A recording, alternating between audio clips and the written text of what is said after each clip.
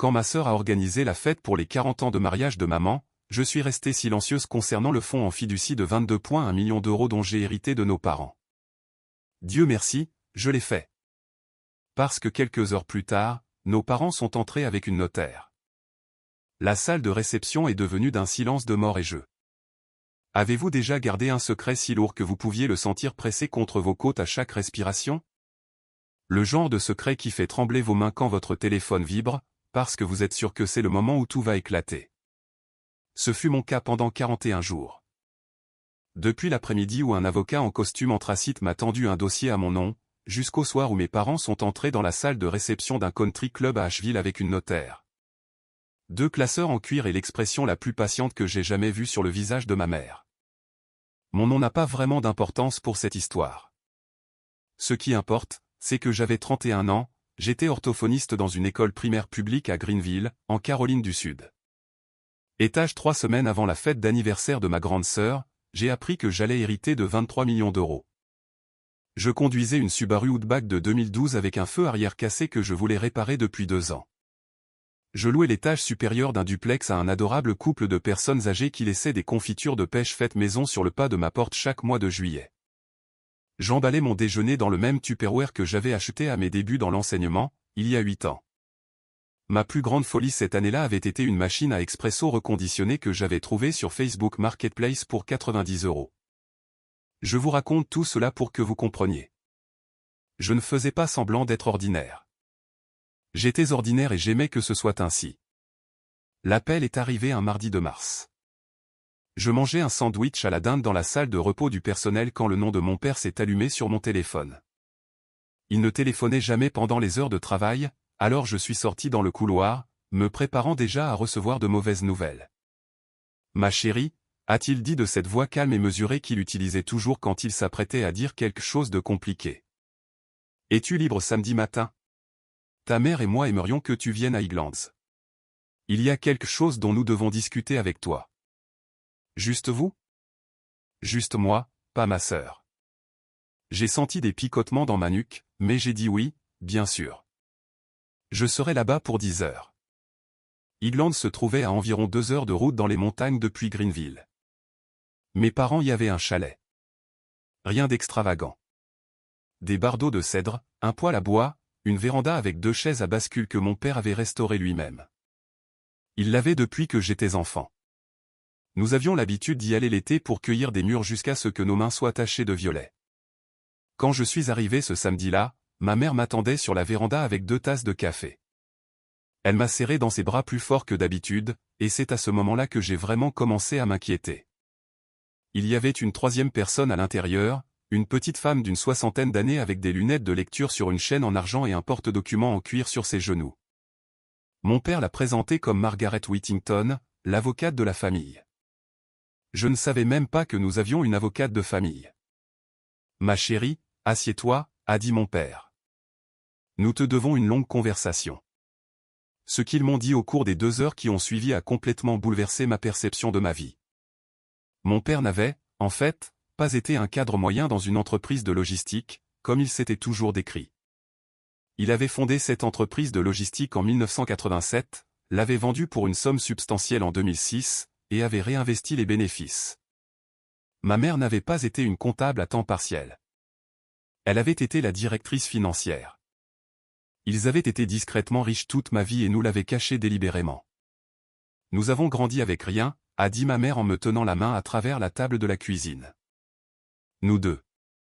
Et nous avons vu ce que l'argent fait aux gens. Nous l'avons vu ruiner nos cousins, nos amis. Nous avons pris une décision avant ta naissance. Nous vous élèverions pour que vous sachiez comment faire un lit, équilibrer un chéquier, écrire une note de remerciement, et traiter la dame à l'épicerie comme si elle était la reine d'Angleterre. Si nous faisions cela correctement, l'argent n'aurait pas d'importance. Si nous le faisions mal, l'argent aurait trop d'importance. Ensuite, Margaret Whittington a ouvert son porte-documents. La succession, a-t-elle dit, était structurée sous forme de fiducie entre vifs. Mes parents en transféraient la majeure partie maintenant, pendant qu'ils étaient encore en vie, pour pouvoir observer ce qui se passerait. La valeur totale, après les impôts et les dons protégés aux œuvres de charité qu'ils soutenaient discrètement depuis 30 ans, s'élevait à un peu plus de 23 millions d'euros. J'allais en recevoir 22,1 millions. Ma sœur recevrait 900 000 euros et le titre de propriété d'une maison de vacances à Charleston. J'ai demandé 3 fois si j'avais bien entendu. Mon père a hoché la tête à chaque fois. Il y a des raisons, ma chérie. Nous y viendrons. Mais oui, tu as bien entendu. Je veux être clair sur une chose. Je ne me suis pas sentie triomphante. Je ne me suis pas sentie vengée. Je me suis sentie malade. Ma sœur et moi n'avions jamais été proches. Exactement. Mais c'était ma sœur. Nous partagions la même salle de bain en grandissant. Elle m'avait appris à faire une tresse africaine. Elle avait été la demoiselle d'honneur au mariage de ma colocataire d'université quand je n'avais pas pu rentrer à temps. Il y avait de bonnes choses entre nous, même s'il y en avait aussi de mauvaises. Mais mes parents connaissaient leur fille. Ils l'avaient observée et ils m'avaient observé pendant 33 et 31 ans, respectivement. Et ils avaient pris une décision. Il y a une condition, a dit doucement Margaret. Jusqu'à la cérémonie de transfert formel dans cette semaine, vous ne pouvez rien dire à votre sœur, à son mari ou à quiconque dans leur cercle. Vos parents veulent voir comment elle se comporte quand elle croit encore que la succession sera divisée à parts égales. C'est le test. J'ai demandé ce qui se passerait si ma sœur réussissait le test d'une manière ou d'une autre. Ma mère et mon père se sont regardés. Ma mère a répondu. Alors nous déchirons les documents de la fiducie, a-t-elle dit. Et nous en rédigeons de nouveau pour tout diviser en deux. Nous n'essayons pas de la punir, ma chérie. Nous essayons de la voir. Nous essayons de la voir clairement depuis très longtemps. Je suis rentré chez moi ce soir-là dans un brouillard si épais que j'ai dû me garer sur le bas-côté à 2 reprises. Je me suis assise sur le parking d'un restaurant Hardies à Travelers Rest à 21 h, mangeant un biscuit au poulet dont je ne voulais pas, regardant les phares s'estomper sur l'autoroute. 22 millions d'euros. Je gagnais 46 000 euros par an. La fête d'anniversaire était fixée au 2e samedi de mai, le 40e anniversaire de mariage de mes parents au country club que ma sœur avait exigé, même si mes parents se seraient contentés d'un barbecue dans l'arrière-cour. Le transfert de la fiducie aurait lieu le matin précédent. 41 jours. Je devais juste tenir 41 jours. Ma sœur m'a appelé le dimanche matin, le lendemain de mon retour de Highlands. J'ai failli laisser l'appel aller sur la messagerie vocale parce que j'étais certaine que ma voix me trahirait. Te voilà, a-t-elle dit. J'ai essayé de te joindre. Écoute, j'ai besoin que tu t'occupes du calligraphe pour les cartes de menu. J'ai dit à maman que je le ferais, mais je suis absolument débordé par la location de la villa Toscane pour notre voyage d'août. Peux-tu juste l'appeler? Son nom est Bethany. Je vais t'envoyer son numéro par message. Elle n'a pas demandé comment j'allais. Elle n'a pas posé de questions sur les enfants dont j'avais la charge. Elle n'a rien demandé du tout. Bien sûr, ai-je répondu. Je vais appeler Bethany. Tu es un amour. Oh, et encore une chose. Maman t'a parlé de ses plans pour la succession juste avant la fête. Elle a dit qu'elle voulait nous parler à toutes les deux avant. Mon estomac s'est noué. Elle a mentionné vouloir nous parler, ai-je dit prudemment. Je la vois le week-end prochain. Bien, parce que je veux que tu saches que j'ai déjà eu une longue conversation avec elle sur la façon dont le partage devrait fonctionner. La maison de vacances à Charleston devrait évidemment me revenir. Brad et moi sommes ceux qui peuvent y recevoir des invités. Et en tant que fille aînée, je pense vraiment que la majeure partie des actifs liquides devrait être à mon nom. J'ai un bien meilleur sens de la façon de faire fructifier l'argent. Tu es mignonne, ma chérie, mais tu es institutrice. Tu mettrais tout sur un compte d'épargne. Orthophoniste, ai-je dit avant de pouvoir m'en empêcher. Quoi? Je suis orthophoniste, pas institutrice. Elle a ri. C'est du pareil au même. Quoi qu'il en soit, ne te bats pas contre moi là-dessus, d'accord? Ce sera plus facile pour tout le monde. Nous pourrons parler de te donner une petite allocation pour t'aider avec ta voiture. Ce truc est un piège mortel. J'ai raccroché et je me suis assise sur le sol de ma cuisine pendant un long moment. Je veux faire une pause ici parce que je sais comment cela sonne. Ma sœur n'était pas un monstre. C'était une femme qui avait passé toute sa vie à croire certaines choses à propos d'elle-même. Elle croyait qu'elle était l'intelligente. Elle croyait qu'elle était la sophistiquée. Elle croyait avoir fait un bon mariage dans une famille de médecins et de promoteurs immobiliers et que cela faisait d'elle l'héritière légitime de tout succès que la famille avait à offrir. Elle n'avait pas tort sur tous ces points. Elle avait un diplôme en gestion. Elle avait effectivement une belle maison. Elle organisait de belles réceptions. Elle avait de vrais talents. On ne lui avait simplement jamais demandé de considérer que je pouvais aussi avoir quelque chose. Qu'une orthophoniste qui travaille avec des enfants de 5 ans atteints d'apraxie pouvait aussi être capable. Aussi intelligente, aussi digne. Dans les semaines qui ont suivi, j'ai commencé à remarquer des choses. La façon dont elle me présentait à ses dîners. Voici ma petite sœur. Elle travaille avec des enfants. N'est-ce pas mignon? La façon dont elle me désignait toujours d'office pour nettoyer. La façon dont elle s'était approprié les perles de ma grand-mère lors de notre dernier rassemblement familial avant même que quiconque ne les ait mentionnées. La façon dont son mari, mon beau-frère, regardait ma voiture quand je me garais dans leur allée. J'ai aussi remarqué autre chose. Elle avait commencé à parler de la succession à des gens qui n'avaient aucune raison d'en entendre parler. Je l'ai appris par mon cousin qui m'a appelé un soir au début du mois d'avril. Mon cousin vivait à Atlanta et avait croisé ma sœur lors d'un gala de charité. Ma sœur avait apparemment passé l'heure du cocktail à dire à quiconque voulait l'entendre que ses parents préparaient leurs affaires et qu'elle était sur le point de toucher une somme substantielle. Elle a dit 8 chiffres, m'a dit mon cousin, à moitié en riant, à moitié mortifié. J'ai failli m'étouffer avec ma crevette. Ton père est malade? Non, ai-je dit. Papa va très bien. Alors de quoi parle-t-elle? Je n'en ai aucune idée. J'ai menti. La semaine suivante, mon beau-frère a fait une offre sur un voilier, un Beneteau de 42 pieds affiché à 380 000 €. Je ne l'ai su que parce que l'assistant du courtier m'a accidentellement mis en copie d'un formulaire de préapprobation financière. Mon beau-frère avait indiqué son revenu prévu pour les 12 prochains mois à 4 millions d'euros. Il n'avait jamais gagné 4 millions d'euros de sa vie. Il travaillait dans la vente de produits pharmaceutiques. 2 semaines avant la fête, ma sœur m'a invité à déjeuner. Nous nous sommes retrouvés dans un endroit au centre-ville qui proposait des salades à 32 €. Elle en était déjà à son 2e verre de vin quand je me suis assise. Elle avait l'air, ai-je remarqué, épuisée. Belle, mais épuisée. J'ai besoin de te demander quelque chose, a-t-elle dit. Et j'ai besoin que tu sois honnête avec moi. Je me suis préparé. Est-ce que maman t'a dit quelque chose à propos du contrat de mariage? J'ai cligné des yeux. Quel contrat de mariage? Celui que Brad et moi avons signé avant de nous marier. Maman et papa ont insisté. Ils ont demandé à leur avocat de le rédiger. Il était exhaustif. Il couvrait tout héritage futur. Je n'étais sincèrement pas au courant de cela. Je le lui ai dit. Elle a vidé son verre de vin. L'avocat de Brad l'a examiné. Il pense qu'il y a un moyen de le contester. Apparemment, le vocabulaire concernant les actifs futurs est, comment a-t-il dit? Ambigu. Donc, si maman et papa devaient faire quelque chose d'inhabituel avec la succession, nous pourrions probablement le contester. S'assurer que les choses soient justes. Juste, ai-je répété. Tu vois ce que je veux dire? Équitable.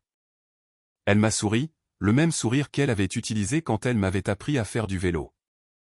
Je voulais juste savoir si maman avait dit quelque chose qui devrait nous inquiéter, une sorte de, je ne sais pas, de conversation parallèle qu'elle pourrait avoir. J'ai regardé ma sœur de l'autre côté de la table et j'ai ressenti, pour la première fois dans tout ce cauchemar, une lueur de quelque chose auquel j'avais résisté. De la colère. Elle ne m'a rien dit au sujet d'un contrat de mariage. J'ai dit la vérité. Techniquement, ce n'était pas un mensonge. Ma sœur s'est visiblement détendue.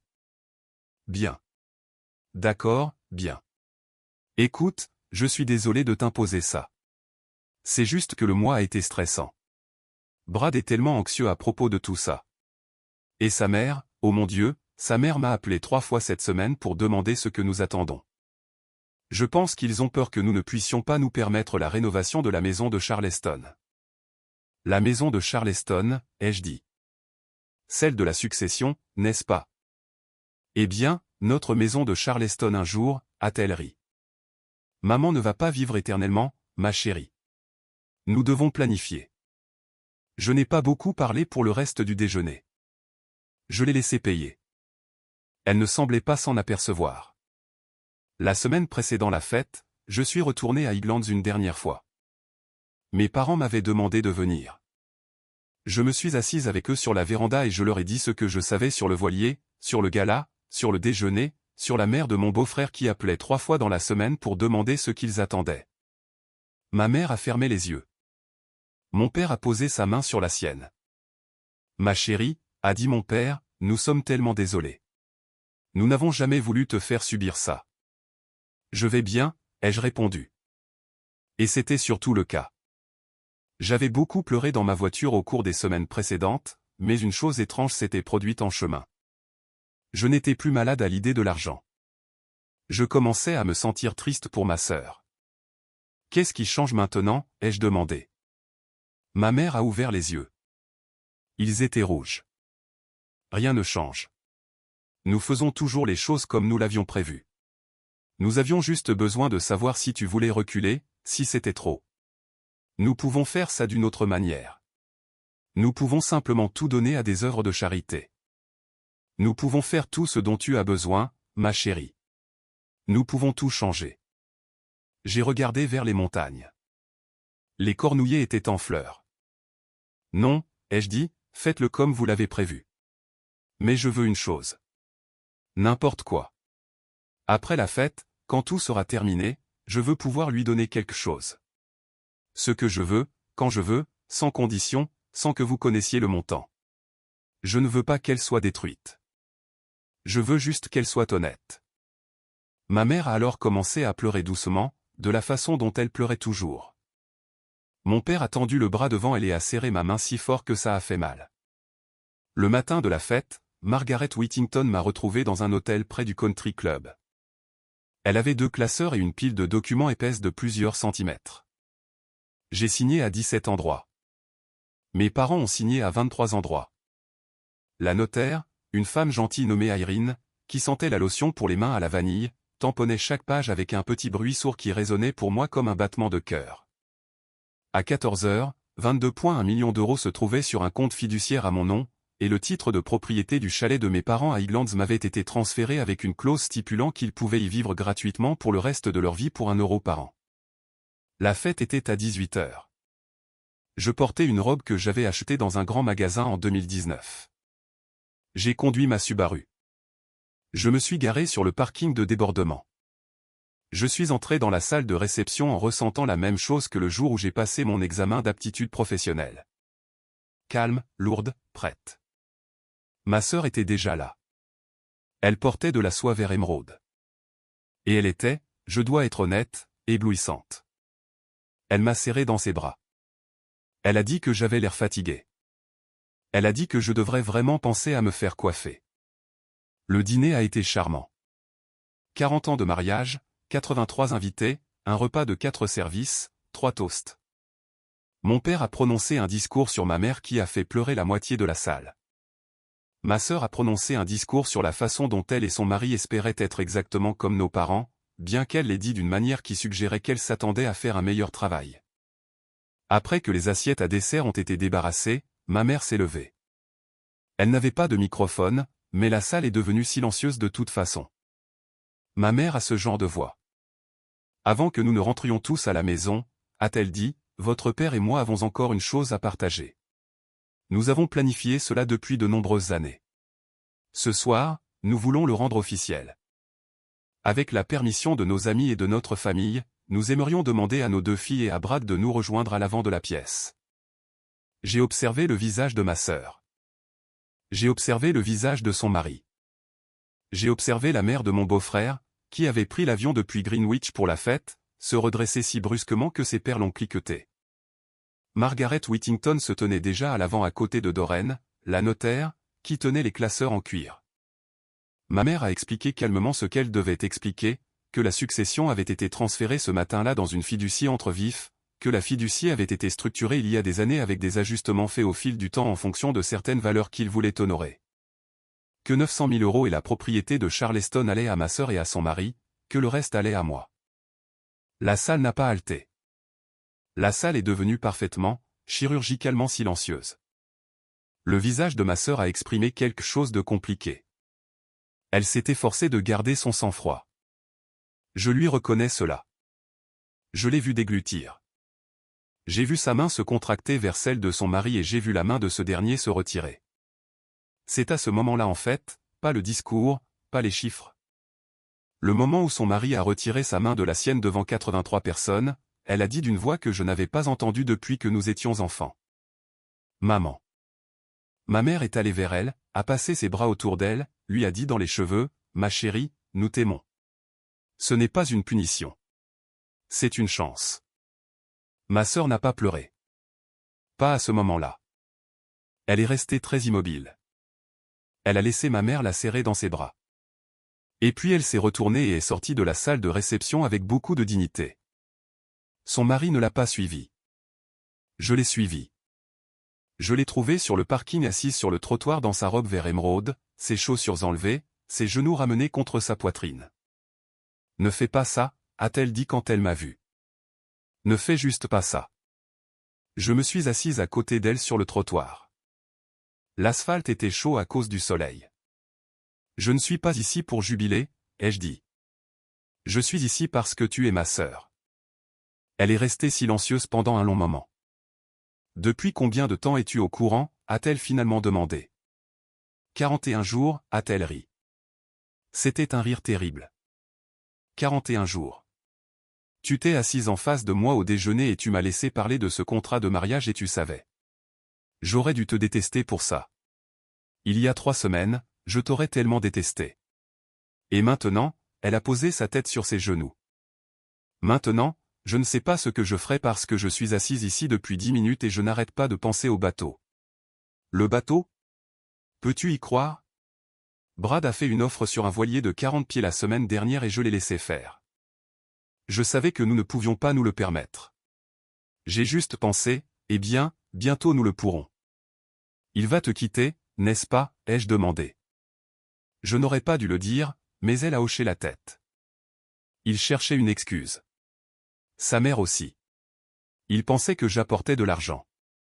Il pensait que j'apportais le bon type de famille. Elle a ri à nouveau, plus doucement cette fois. La blague est pour eux. Le bon type de famille est assis à côté de moi sur un trottoir. Elle avait épousé Brad à 26 ans.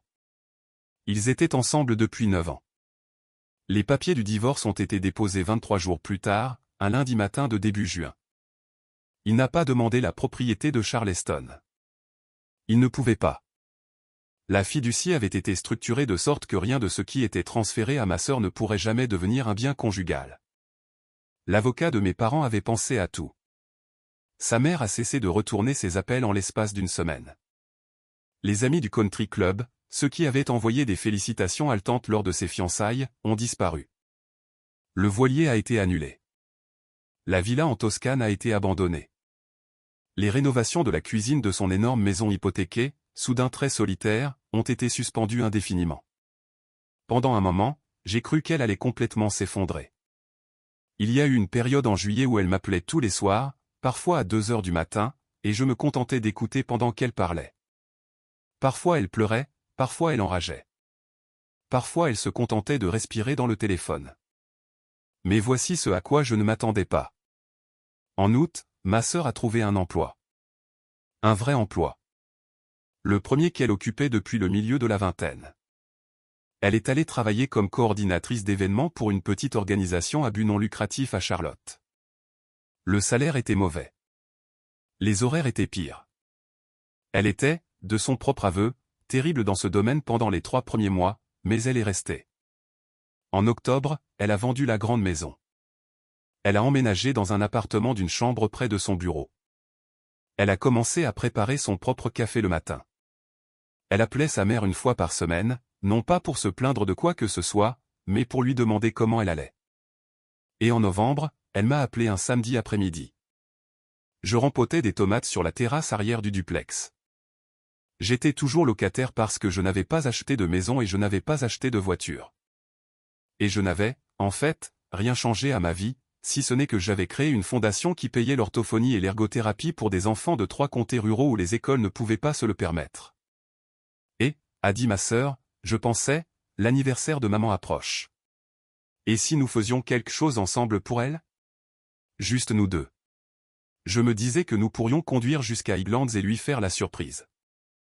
J'ai dit, oui. Je veux vous dire que nous sommes parfaites maintenant. Nous ne le sommes pas. Il y a des jours où elle s'emporte contre moi. Il y a des jours où je suis encore en colère à cause des années où elle me présentait comme sa douce et simple petite sœur. Nous y travaillons. Nous vieillissons. Mon père m'a dit quelque chose le matin de la fête auquel je pense presque tous les jours. Nous buvions du café dans la chambre d'hôtel avant que Margaret n'arrive avec les documents. Il m'a regardé et il a dit, « Ma chérie, l'argent n'est pas l'héritage. L'argent est la preuve que l'héritage a fonctionné. Comprends-tu la différence ?» Je n'avais pas compris alors. Je comprends maintenant. L'héritage était la façon dont mes parents nous ont élevés. Les valeurs qu'ils ont essayé d'implanter en nous. Le fait que quand 23 millions d'euros sont entrés dans notre famille, une seule d'entre nous était encore reconnaissable à elle-même par la suite. L'argent l'a simplement rendu visible. L'argent était, comme mon père l'a dit plus tard, le reçu. Ma sœur a compris la leçon. C'est venu tard et c'est venu durement. Et cela lui a coûté un mariage, un style de vie et l'image d'elle-même qu'elle avait passé 33 ans à construire. Mais elle a compris. C'est l'héritage qu'elle a réellement reçu. Il lui a juste fallu 41 jours plus un divorce plus un an de mauvais café et de pires chèques de paie pour le comprendre. Et honnêtement, je pense qu'elle a obtenu la meilleure part du marché. Je le pense vraiment. J'ai pensé à ces 41 jours plus de fois que je ne saurais compter. Pas à l'argent.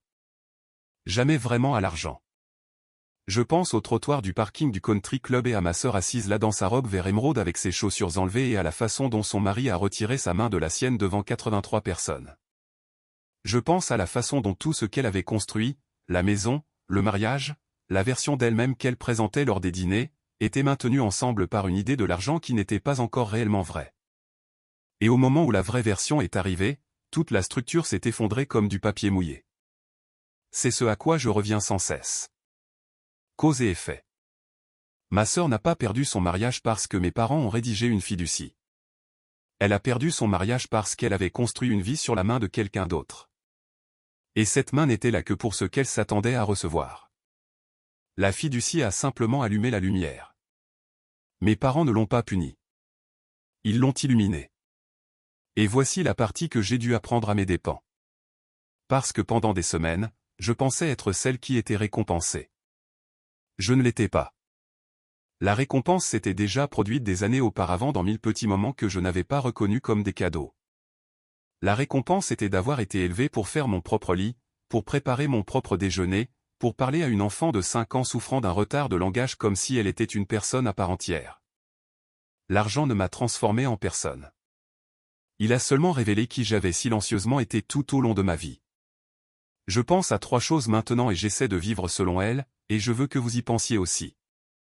La première est le caractère. Celui que vous construisez quand personne ne regarde. Quand il n'y a pas d'héritage pour lequel jouer la comédie, quand le seul témoin est votre propre mardi ordinaire. La deuxième est le jugement.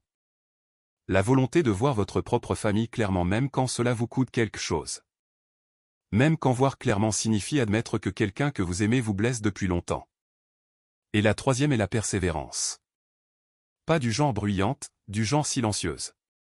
Le genre que ma sœur a trouvé en elle-même en août quand elle a accepté un mauvais travail dans une petite association à but non lucratif et qu'elle s'est améliorée de mois en mois parce qu'il n'y avait plus rien à feindre et que la seule chose qu'elle pouvait faire était de recommencer.